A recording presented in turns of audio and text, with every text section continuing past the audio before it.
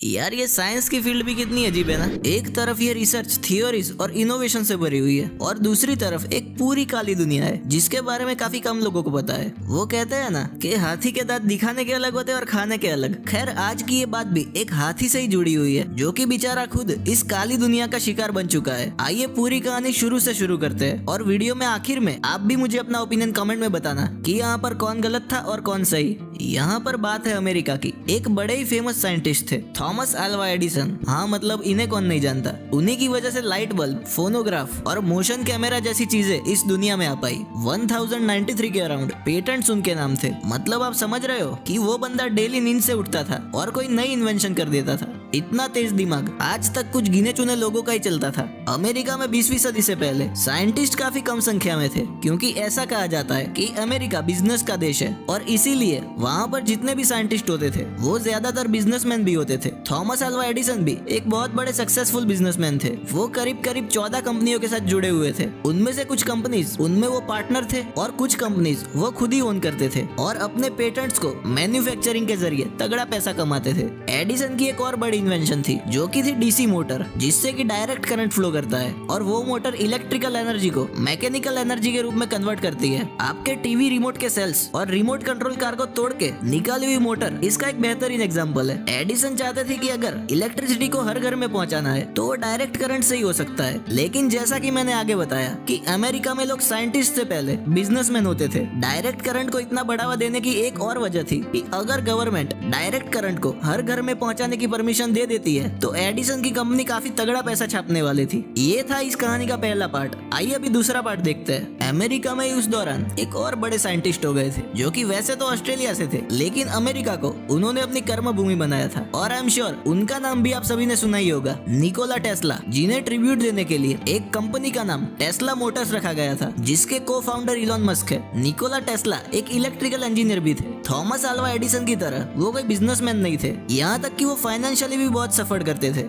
उनके नाम भी 300 वर्ल्ड वाइड पेटेंट्स थे जिनमें से उनकी एक सबसे बड़ी इन्वेंशन है एसी मोटर, यानी कि ऑल्टरनेटिंग करंट मोटर। अभी ये एसी करंट और डीसी करंट में आखिर डिफरेंस क्या है देखिए सिंपल भाषा में समझते हैं। डायरेक्ट करंट जो होती है वो सर्किट में से सीधा प्लस से माइनस की तरफ फ्लो करती है, लेकिन ऑल्टरनेटिंग करंट एक फ्लिप फ्लॉप करने वाली करंट होती है जो कि मान लो कि एक सेकंड प्लस से माइनस की तरफ और दूसरी सेकंड माइनस से प्लस की तरफ फ्लो करती है। मान लो कि अगर एक सेकंड में ये फ्लिप फ्लॉप 50 बार हो रहा है तो उस ऑल्टरनेटिंग करंट की फ्रीक्वेंसी उसको 50 हर्ट्ज कहा जाता है। तो निकोला टेस्ला चाहते थे एसी करंट ही सब घरों में पहुंचे क्योंकि ये डीसी करंट से काफी बेहतर ऑप्शन साबित हो सकता है, क्योंकि एसी करंट को रोटेटिंग मशीनरी और जनरेटर्स के द्वारा इजीली प्रोड्यूस किया जा सकता है और कॉस्ट इफेक्टिव भी है। और एसी करंट को high to low voltage transformer की मदद से ट्रांसफॉर्म भी किया जा सकता है और दूर तक ट्रैवल भी करवाया जा सकता है। इससे एनर्जी लॉस भी काफी कम होता है। इसीलिए निकोला टेस्ला गवर्नमेंट को एसी करंट के जरिए सब घरों में इलेक्ट्रिसिटी पहुंचाने की बात आगे रखते थे।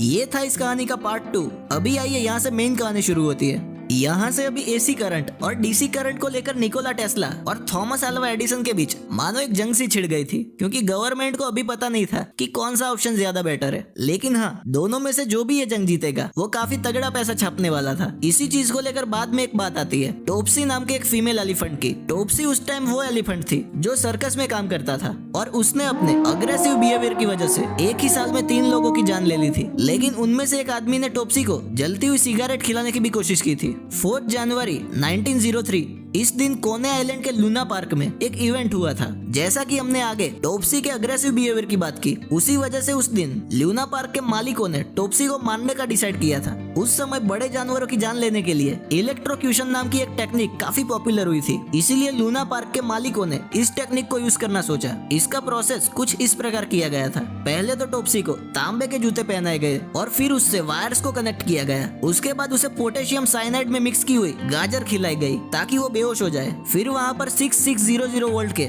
ऑल्टरनेटिंग करंट यानी कि एसी करंट को फ्लो करवाया गया, जिससे तुरंत ही टोप्सी की मृत्यु हो गई। अभी आप सोच रहे होंगे कि इस चीज से थॉमस अल्वा एडिसन का क्या लेना देना है। दरअसल ये पूरी चीज का वीडियो एडिसन मैन्युफैक्चरिंग कंपनी द्वारा बनाया गया था और इसे इलेक्ट्रो कटिंग एन एलिफेंट ऐसे नाम से रिलीज किया गया था। ये उस टाइम की शुरुआती स्नफ फिल्मों में से एक थी, यानी कि वो जिसमें दिखाई गई चीजें लाइव रिकॉर्ड होती है और जो कि हृदय को कंपित कर देती है। ये पूरा वीडियो आज भी यूट्यूब पर अवेलेबल है, अगर आप देखना चाहे तो देख सकते हैं। ये फिल्म के जरिए वो लोग बताना चाहते थे कि ऑल्टरनेटिंग करंट इंसानों के लिए कितना खतरनाक हो सकता है। आपको लग रहा होगा कि एडिसन का नाम यहाँ पर डायरेक्टली तो नहीं जुड़ा हुआ, लेकिन काफी लोगों का ये मानना है कि ऑल्टरनेटिंग करंट कितना खतरनाक हो सकता है। इस चीज को दर्शाने के लिए थॉमस अल्वा एडिसन ने ये पूरा नाटक किया था और ये जो फिल्म बनाई गई उसके पीछे की पूरी कहानी स्क्रिप्टेड थी। और निकोला टेस्ला को गलत साबित करने के लिए एडिसन ने ऑल्टरनेटिंग करंट से उस निर्दोष हाथी की जान ली थी। निकोला टेस्ला को एसी करंट के लिए उस टाइम वेस्टिंगहाउस नाम के एक इंडस्ट्रियलिस्ट ने सपोर्ट किया था। ये एसी और डीसी की वॉर काफी लंबे टाइम तक चली थी और 1893 में शिकागो में वर्ल्ड्स फेयर को फर्स्ट टाइम एसी करंट के द्वारा इलेक्ट्रिसिटी प्रोवाइड की गई थी। 1996 में नाइग्रा फॉल्स का इस्तेमाल ऑल्टरनेटिंग करंट को जनरेट करने के लिए किया गया था, जिससे कि मैसिव करंट जनरेट हो सके और इजीली दूर के शहरों तक भी पहुंचाया जा सके। उसके बाद सभी गवर्नमेंट्स को भी डायरेक्ट करंट के मुकाबले ऑल्टरनेटिंग करंट के फायदे ज्यादा दिखे, जो सब हमने आगे बात की थी। और उसके बाद ऑल्टरनेटिंग करंट पूरी दुनिया में धीरे धीरे यूज में आने लगा और उस दिन से लेकर आज तक हमारे घर में जो करंट आता है वो ऑल्टरनेटिंग करंट ही है। वीडियो अच्छा लगा तो एक बार लाइक का बटन जरूर से दबा देना और सब्सक्राइब करना मत भूलना, इससे दिल को थोड़ा अच्छा लगता है। मिलते हैं अगले वीडियो में।